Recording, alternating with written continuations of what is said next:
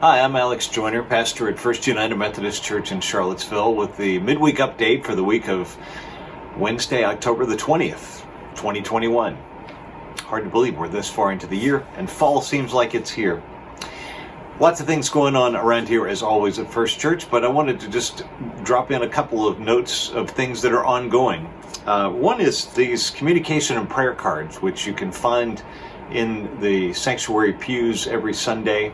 Of course, you can always send an email to office@cvillefirst.umc.org as well, or to me at alexjoyner@cvillefirst.umc.org. This is a place where you can share prayer concerns or any other notes that you'd like to, and just so you know what happens with these. On Tuesdays when we gather, if you have a prayer concern listed here, we'll share them at the 12:30 Zoom prayer session that we have. And they will be prayed over, and of course we'll continue to pray about them through the week. But if you have a particular prayer, please feel free to fill out one of those. This Sunday, I thought we're going to continue with the work on Job. Last week we talked about Job. This week we're going to go back to the ending of Job, and it's a funny ending because after a book in which the whole point seems to be about how Job had been noble despite his suffering, he seems to be rewarded at the end with a brand new life. So we're going to talk a little bit about that. And today, as I've been thinking about it, I've thought, suffering is one of those things that makes no earthly sense. But love is one of those things that makes no earthly sense either. And God entered both of them powerfully in Jesus Christ and in the incarnation. So I think there's something there. I'll keep playing with it, and we'll talk about it some more on Sunday. We are looking for volunteers for our soup kitchen. We have next Monday, we're going to need some volunteers to help in the distribution. It happens here, the distribution happens between 12 and 1 every Monday here at First Church.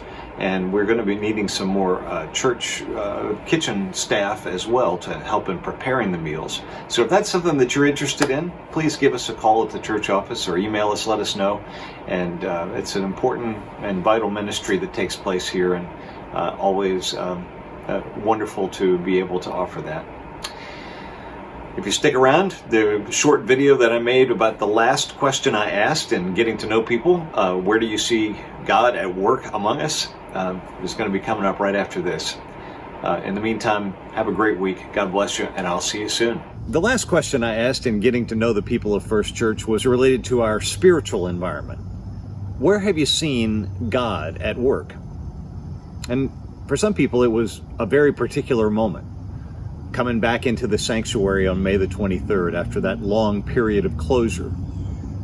Or maybe the first time somebody went to the 9:45 service and it felt just right and you knew that you were home. Kneeling in the chancel at the rail at a particularly difficult time and sensing God's presence. There were several things that came up multiple times, however. Music was a particularly important way that people experienced God, especially those times when people came together to sing, like during the Magnify experiences. Mission and service opportunities helped people see God at work, and sometimes that came on mission trips to other places, and sometimes through working in Charlottesville at Bread and Blessings or Loaves and Fishes. There was the night on Christmas Eve when the church welcomed the men staying over through Pacham.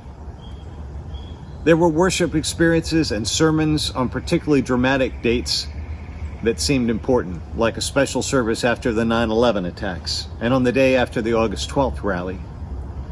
And there were times when a small group, a Sunday school class or a book study, showed up in a time of crisis, providing love and support when it was most needed. What I hear in these responses is that we see God at work in our relationships and in those times when we have stretched ourselves to meet people in new ways. By coming closer to others, we're also drawing nearer to God. Hebrews 25 says, "Let's not neglect to meet together, as is the habit of some, but let's encourage one another, and all the more so as you see the day drawing near." Wherever we're going next, we're going together.